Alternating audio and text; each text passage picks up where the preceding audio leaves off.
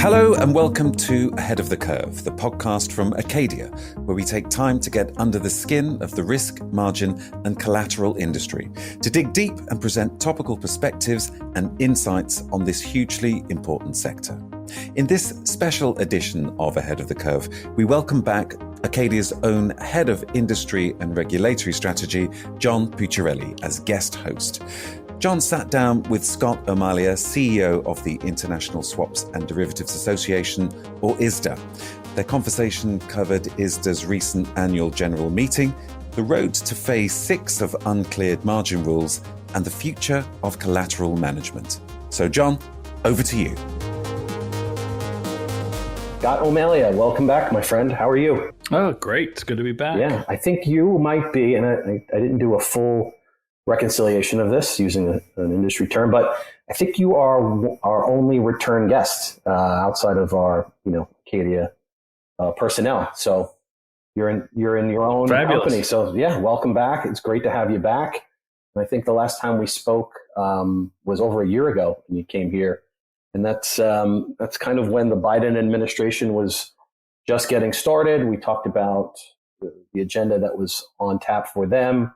Gary Gensler was not yet confirmed as the SEC chair, so a lot has changed since the last time you were back. COVID was still kind of, rearing its ugly head, and I don't think we were back yet in the offices. Nobody was really traveling. So yeah, it's great to have you back, and I think it's a good time to kind of take a look at some of the things that we've talked about and some of the new things that have been coming up. But before we get into the agenda, I just want to know how your summer's going. Is everything going well? Have you been traveling? How's it going? It's a hot summer, hot everywhere. Have been traveling, took a little vacation, took the family to France. That was lovely. Back at it now. So focusing on phase 6 and some of these other things. It's good to have English football back here in London. So gives me something to do on the weekend. Well, that's good to hear. Travel has been kind of going strong. I know I've been doing some traveling. I think, my best trip, I think so far, and I think I was in Arizona in April, but I think my best trip so far has been Madrid when we were there for the ISDA AGM. And we haven't had an in-person for 2 years, right? I think in 2020, we didn't have an ISDA AGM at all, right? Is that right? Totally canceled. Yeah, totally canceled. 21 virtual. Yep. So to prepare for the ISDA AGM in Madrid, I went down early over the weekend to make sure I scouted out the tapas bars and made sure we had all the food lined up, thought about all of those kind of things. So it went remarkably well. It was great to have people back in person. Yep. There's a real energy to the room. Madrid's a great city anyway, so it's hard to improve on that. And the weather was great as well. So it was fantastic. Great to be back. Yeah. No, the weather. You're right. I mean, I know the UK, and we're recording this. It's early August, so kind of in the throes of summer and towards the end. But yeah, the weather in Madrid couldn't have been better. And really the topics. Some of the things that stood out to me were the amount of keynote speakers that you had, and so many of the important folks from the regulatory community were there. Ross Benham spoke. You had Gary Gensler on virtually, and the range of topics, Scott. And you obviously, as the CEO of ISDA, and you and I worked together. Just so people know, some people who are listening to this might be good to know that Scott and I worked together for many years at ISDA together. Kind of in the early days of UMR. And those were really interesting times, but the interesting times don't stop, right? I mean, the AGM and the topic that you guys tackled at the AGM is a perfect example. This stuff doesn't stop. There's always challenges, and you certainly laid it out at the AGM. You talked about crypto, you talked about the LIBOR transition, all the work that you guys done, ESG, equity inclusion, and women in derivatives, and of course, UMR phase 6 and so many other things. What are some of the things, Scott, that stood out to you from your very unique perspective as CEO of ISDA from the AGM? Well, always the new stuff is exciting. And the message that we wanted to convey was with crypto, with ESG, there's a lot of questions around how do they fit into derivative markets? How do we trade them? How do we think about net zero in terms of the climate issues?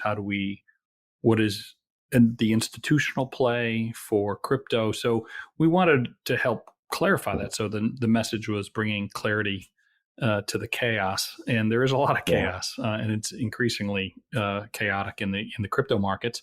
But we really helped to define what ISDA's role is going to be going forward. Specifically, we talked about derivatives and developing definitions for crypto derivatives.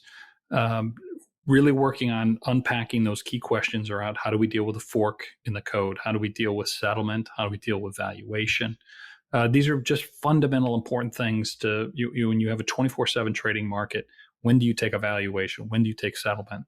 Let's agree to those terms. Let's put it in documentation so the industry can kind of rely on that. We also look at, we've been commenting on a recent BIS request for comment in terms of the capital treatment on these products, on crypto products. And not surprising, the regulators have a very conservative approach to the crypto, and they've just recently produced their second consultation, which will close in September. But the first one was very conservative. We pointed it out that we thought that some of these products, based on their historic trading behavior, were treated a bit conservatively. And when you compared them to other volatile products like gasoline or Tesla shares, right, these would carry a heavier capital charge. So we made some recommendations on that front. The second consultation is out. They made some improvements, but they've also added some other kind of penalties. There's a 1% charge in there on crypto products. There's also a platform charge or an operations charge, like new technology. So we think that we don't think that the blockchain is that new in terms of its operational, and maybe that shouldn't contain that charge. So we're going to make comments, and we're going to get industry feedback and do what we always do, come up with data-driven analysis.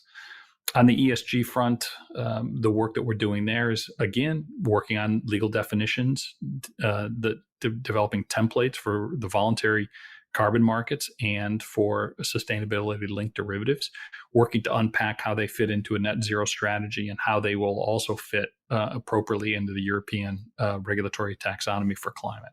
So there's a lot there. We had a lot of great feedback from regulators. They too talked about crypto, whether it was Gary Gensler, Russ Benham, as you mentioned, Verena Ross, Klaus Knott. We did have Sam Bankman-Fried, the head of FTX Global, and we also had people like Bill Winters from Standard Chartered, so who was super passionate about voluntary carbon markets. Yeah. But there's also the legacy issues like LIBOR, UMR, capital rules, reg reporting, European reforms as well, which I'm sure we'll get into today. Definitely. Yeah. I mean, look, you just laid out a whole bunch of high level stuff, and it sounds like ISDA has got their work cut out for them for at least the next 5 years and beyond. In terms of the crypto stuff, I'm somewhat close to it from an investment point of view, not in my capacity at Acadia, but from a personal perspective. And it seems like it's forever changing. But yeah, there's so much work that needs to get done in terms of the regulatory decisions and what you just laid out from what ISDA is doing, that it seems like it's probably a fairly long road, I would think, and I would assume ever evolving, right? I think, as new things come on, there's probably always going to be things that are going to need to be addressed and changed. Yeah, we'll go to our strength, and that's convening the industry. And we have 25 crypto firms as members, so they're at the table, which is essential. We've got all the traditional finance experts that know documentation and rely on it. ISDA documentation is really good for two things. One is facilitating transactions using the standard templates and definitions and counterparty documentation. The other is to manage risk when things go wrong. So I think right now we're focused on the basics around definitions, developing good documentation to standardize definitions in those templates. But I think we're going to be evolving into other documentation, specifically counterparty documentation, and then maybe even collateral documentation as people start thinking about how they use these assets for collateral. Yeah. Even if it's just within the crypto community, standardizing that, giving good templates, reliable documentation, and certainty in the scenario of a default or a failure to pay. those are real. Mm-hmm. That's what's happening. Not that it condemns the industry, but it's just something every industry should have in their documentation. 100%. And ISDA is best place to do this because you've done it already for other asset classes as well, right? So it makes sense. We can't do it without the crypto teams around the table, and there's the technology, trying to integrate it and making sure that you're using, efficient, and you recognize this is a separate asset class. You can't just say this is an equity or an FX definition. We'll just jam it into those definitions. Let's respect it for what it is and acknowledge it, and then draft around it to make it appropriate. Makes a lot of sense. You mentioned our favorite topic at ISDA and Acadia is UMR Phase 6. We spoke about that, and I think I was on a panel with Tara Cruz and a few others talking about kind of what we're calling the last phase, and we were kind of joking around saying, well, is this going to be the last UMR panel we do at ISDA AGM? And we all kind of chuckled about that because we're not sure. When we look at the numbers, and I'll give you a couple of numbers that we're seeing in terms of who's going to move margin, who's coming into scope, and I think things seem to be going pretty well. Me personally, I don't think this is going to be the last time we talk about it here or at ISDA. I think there's always going to be a tail that are going to need help and standards and education, and it might not be the full force of resources that we've used, that ISDA has used, and that the industry has used in previous phases. But I do think that we always kind of have to keep an eye on it because there's always an ANA calc, and you can come in and out of the rules, et cetera. So I think from my personal perspective, this is something that really doesn't go away after September, and I think we're going to have to continually remind firms about all of the resources, all of the work that ISDA has done, the work that Acadia has done, and all the free resources that are out there to kind of help firms get in. But right now we're seeing, in terms of like numbers of firms, I think we got like right now 207 to 210 that we think are going to move margin between September 1 and maybe 6 months after. And then the rest of them, I think we have a number around 500 of those Phase 6 firms who don't breach that 50 million threshold, which was part of the relief that came in 2019, are going to be in a monitoring state. They're very close to the assessments that ISDA had made years ago. I think it's been like two or 3 years. I think in 2019, ISDA put together numbers around Phase 5 and Phase 6, and those have remained pretty consistent, which is great. But we do see a lot of firms who are going to threshold monitor. I think it's going to be pretty important going forward. If you're familiar with the rules, there is that ANA calc period every year, and you can come in at any time during that calculation period. So you kind of have to be ready. You kind of have to know what you need to do. I guess my question to you, Scott, is how is ISDA kind of looking beyond Phase 6? I mean, we're almost there, right? We got a few weeks from the time we're recording this podcast to September. How is ISDA kind of looking at this, and how are you? What's some of the feedback you're getting from the industry? Are there any concerns? Are there a lot of wins that you can point to? I guess maybe we won't know until after September, but what are you hearing? What are you seeing? How are things going from a UMR perspective for Phase 6? Well, I think they're going really, really pretty well. Yeah. People are, it's events like this. It's the work that you all do. It's the work that we've been doing to message this over the past 5 years. Phase 6, as you point out, is the biggest, largest, with maybe the least sophisticated. They're all sophisticated, but the capacity they have to deal with this is always a challenge. We knew that going into this. I think by the data that you shared, if at best half are going to be ready on that first 6 months, beginning September 1, then this will not be the last AGM that we talk about this issue, and we're going to continue to have people continue to come into scope, and we're prepared to support that. Over the next couple of years, we do think there's very specific things that we need to do along this journey.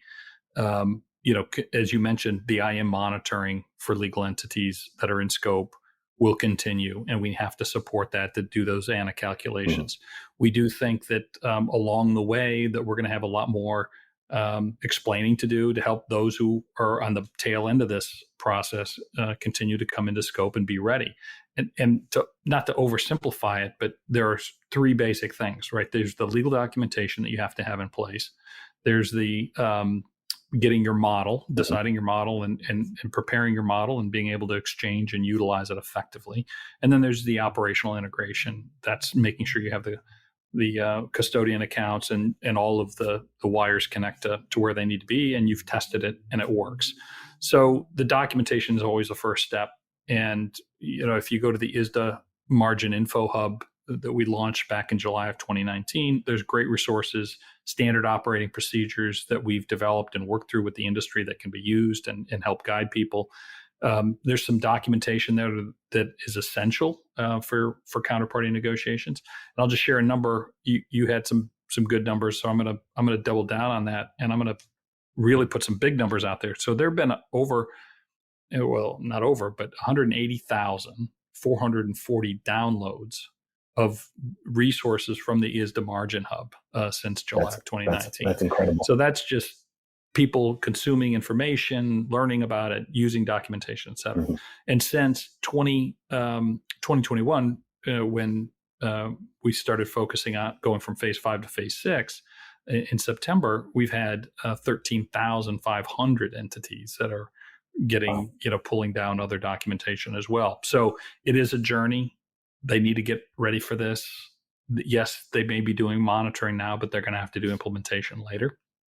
And as we go forward, not only this year, but following years, we are very focused on automating and developing straight-through processing of full collateral services and efficiency that just offered that operational efficiency. They improve liquidity and inventory management that firms are going to need to make this routine and make it easy and simple and hopefully fully automated. So again, go to the ISDA Margin Info Hub, and we have a bunch of resources available that you can learn about optimizing your collateral exchange. Yeah, that's great, Scott. Those are some really great numbers. And it's encouraging to me, sitting where I sit in Acadia and where I sat at ISDA, organizing that info hub, I think was a great win for the industry as a whole, because it really it puts everything at your fingertips. And, we've done that at Acadia as well. So I think, working closely with you guys, and we link to quite a few documents on that info hub and on our own website. So it always comes down to collaboration and working together and even working together with the regulators. And I put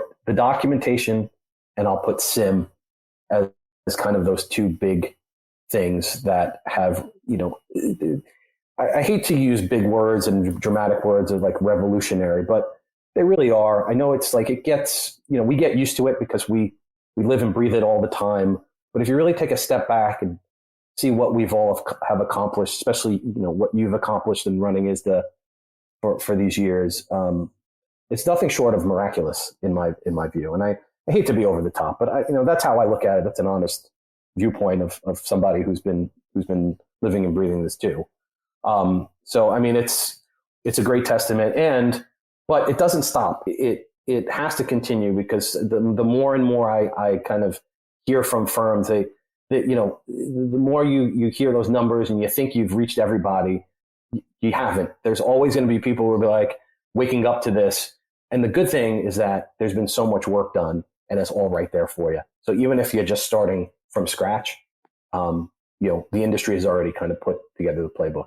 Well, let me thank you for your kind words and compliments. And it's certainly not my leadership alone. It's been a board, and we've got a great team on the ground that have been pushing, including yourself in the early days when you were helping implement it. But all of this is driven by the great financial crisis and then the financial reforms that came after it. And being a former regulator at the CFTC, kind of implementing these rules, and now on this side,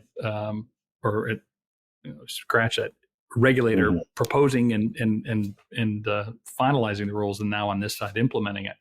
It is satisfying to kind of see the entire process through. Another big thing was LIBOR transition, and that was a big deal, and that came off pretty well. There's still more to do there as well. We just keep grinding, though, John. Yeah, I hear you, keep man. grinding. That's it. That's why we're here, right?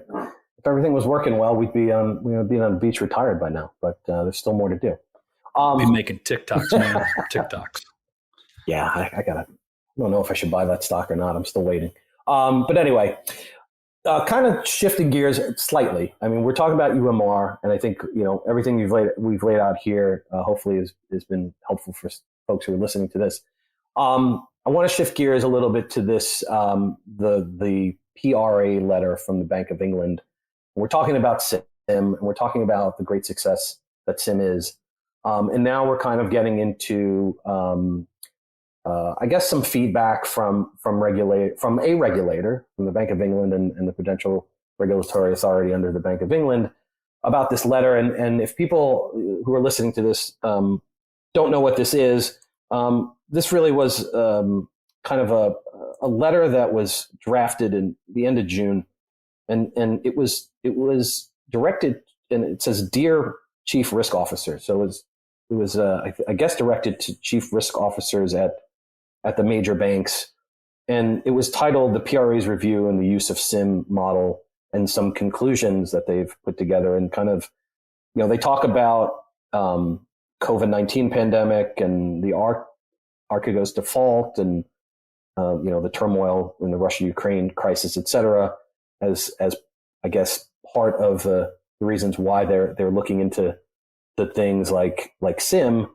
And the two kind of big bullets that they were kind of making conclusions on was SIMM model governance and a firm's capability to identify and remediate model underperformance on a timely basis. And Scott, I have my own opinion about this. The first thing, and to be quite honest, and you don't have to opine on this, you talk about what ISDA does in terms of fact-based evidence and data. And I'm sure that the PRA has data around this, but it wasn't included in this letter. That was one of the first things that I said, outside of the detail and what the things that they were looking for on this letter to improve SIMM. I didn't see the data, and I'm kind of still waiting for it. And I'm not saying that it doesn't exist, and maybe you've seen it or other people have seen it, but that was my first impression as kind of an outsider looking into this. But really, we don't have to get into too much detail. I know you've wrote a reviews, which is on the ISDA website, kind of explaining, that ISDA is going to respond to this and kind of the back history of how SIMM works. And even Acadia had done in terms of how SIMM performed during COVID volatility stress period. And, we've gone through a stress period.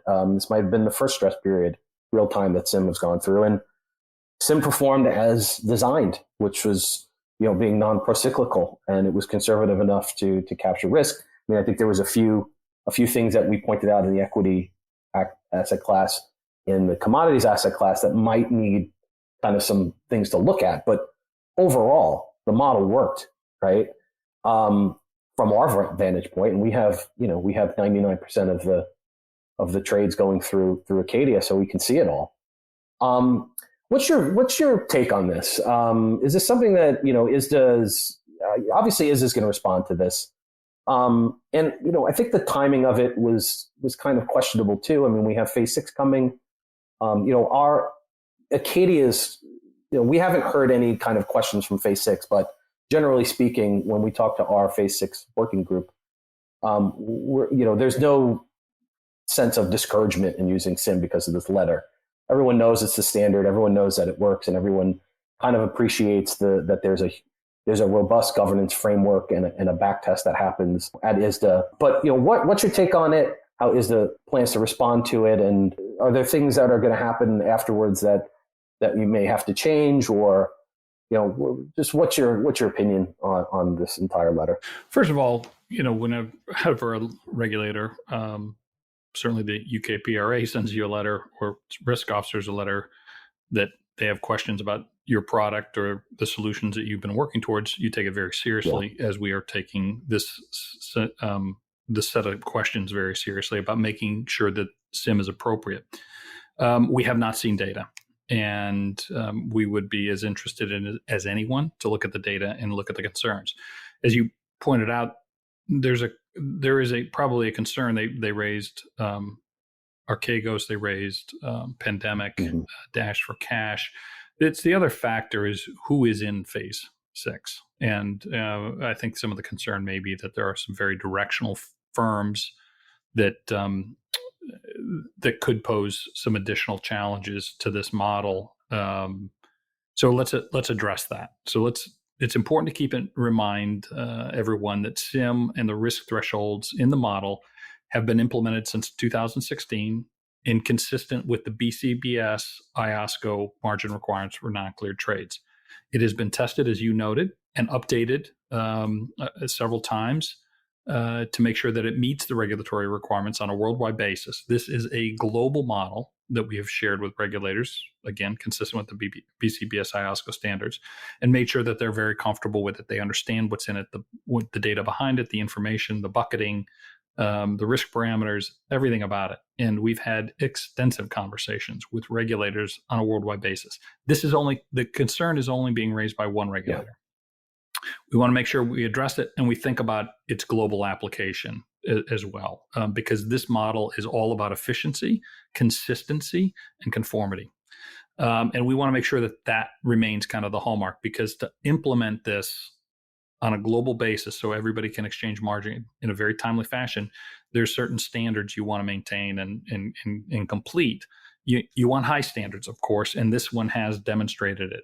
We've measured it against Russian invasion, we've measured it against the pandemic, and Archegos. All of these things have occurred since SIMM was in place, and we've demonstrated with that very high 99 plus consistency. It is neither pro-cyclical and it covers all of those events. Yeah. And it's also important to remember that since the end of 2021, the largest 20 market participants have collected over $280 billion in IM, making the system safer. So this is not a challenge to the system. We fundamentally believe that this has made the system for non-clear trades much safer and operationally efficient. Now, the governance is a big factor. You raised that. Having a global standard is critical for three things. One, calculating and exchanging initial margin. Two, validating the performance of the model, and we do that on a regular basis. And three, bilateral remediation when additional margin may be needed or exchanged, and that's important. Mm-hmm. And without these global standards, there would be significant inefficiencies in firms trying to implement this. And for bilateral remediation, firms would not be able to agree on the additional margin that they would need to exchange if they have outliers, if there were other standards or you didn't have a standard process that is embodied in SIMM. That's a good point. So very good point. If I could get to the model itself, it's a two-part model. There's the 3+1 or the 1+3 back testing forms, the basis for which we exchange the exchange of additional margin if there is a SIMM shortfall, and it could happen, right? This is you anticipate everything, but outliers, volatility, something can change, so you're going to have outliers. We have a simple standardized, it's simple, it's a capital model, for God's sakes. It's not that simple, but but a process, a standard process that can address shortfalls if there's a breach in a threshold. And then that's backed up by an actual P&L test to check if there are risks that are not modeled by SIMM that are driving any material or widespread under-margining at SIMM. So it's a two-part test, including an actual P&L back testing. So that's addressing some of those concerns about non-modeled risk. Yeah. Correct. Right. And so we think we've got it covered. And so the PRA did produce a letter that did seem to recommend that undertaking a P&L test as the basis for the exchange of additional margin might be the preferred way to go. Now, there are some real practical implications that might make. That might not make the P&L test the best primary tool. First, it is more operationally complex, as firms would need to reconcile their trade portfolios on each and every exceedance date. It's important to remember that firms would need to agree on a mark-to-market daily, and sometimes there's variability on how firms compute discounting adjustments and the scope of the daily trade snapshot that is in scope. So just operationally complex, just to make sure that you're comparing apples to apples. Also, the P&L test is more pro-cyclical as compared to the 3+1 back testing, which can result in higher margin requirements and less predictability for liquidity. And it certainly lacks the operational efficiency that the current SIMM has. If you need to resort to a P&L test, it's there, it's available, but as a primary, it's probably not as efficient. So, I think this is a conversation that we need to continue to have. I think there might be some misunderstanding about how SIMM works. And so let's look at it. Let's look at the data. And, we have been adjusting the SIMM. I think we're on version 2.5. Yeah. And so this is, we take it seriously. We want to iterate it and update it as appropriate. Maybe there's a quicker turnaround on quarterly testing that could be implemented. We'll have to look at that. We'll have to see what the root cause of the concern by the regulators are. But we're going to be in constant dialogue with them. We just had meetings with them last week. Okay. We'll continue to unpack this, and it should be driven by data and facts. Yep. And I think with that, we'll be able to reconcile that. And then I guess if there is going to be a change based on this, it needs to be done on a globally consistent basis. So no one jurisdiction is kind of an outlier. It isn't, kind of fully complying with the models. Yeah. Well, that's great. Thank you, Scott. Well, it's good. I guess in a sense, it's good. Just great to hear that you're in contact with them. You're having the conversations, and you're going to lay all of this out for them, and then hopefully. You hit it on the head, data and facts, right?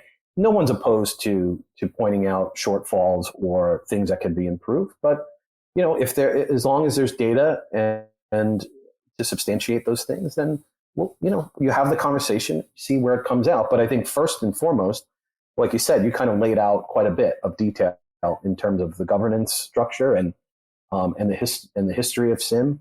Hopefully after hearing all that, then, you guys can kind of come to some conclusions, and it will be clear, not just for the PRA and that jurisdiction, but for everybody.